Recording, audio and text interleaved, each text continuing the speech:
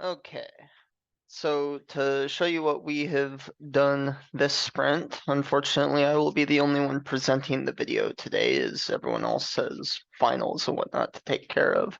So the first major change is on the login screen.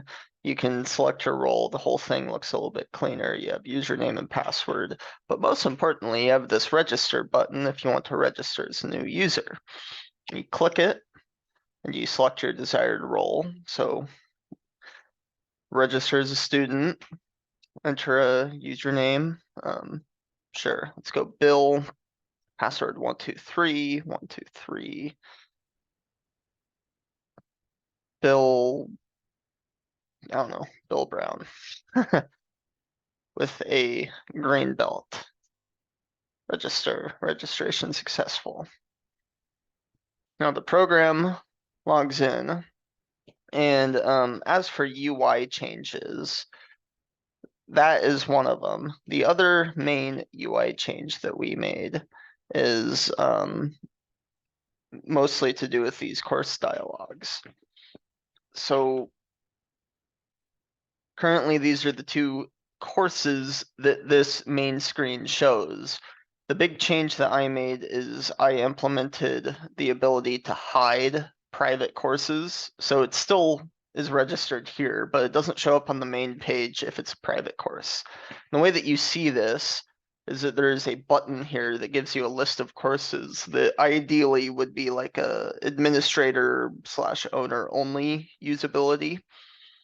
And eventually you would be able to add students and manually remove them. So another big difference is you have no student list here. You just see the open seats versus with this, you will actually see a student list. There are no enrolled students, unfortunately, because while the back end portion of that is complete, the UI portion of it did not get completed. So unless you hard code in some enrolled students, there's no real easy way to add them. Although the students are saved in a database, XML file. So all the user management backend is implemented, just not that functionality. But as you can see this private lesson here and it's labeled as a private course. So anyways, the other big change that I personally made is previously, so you can go up here and you can look at the course properties and you can change them. Now, previously, this would just show default values. I now set it up so it populates based on the way the course is stored in the XML file. So say I go over here to this default project and I look at the course properties and I change the name to a default course and I change the instructor name to Bill and I make it Monday, Wednesday, Friday from 10 a.m. to 12 p.m. and I don't have any weekend times. I also set custom size to 5. Click OK. Open spots 5, Monday, Wednesday, Friday. But more importantly, if I go look at this default course properties, this is all now populated. So every time you want to make a minor change, you don't have to enter everything back into the class. So those are the major UI changes.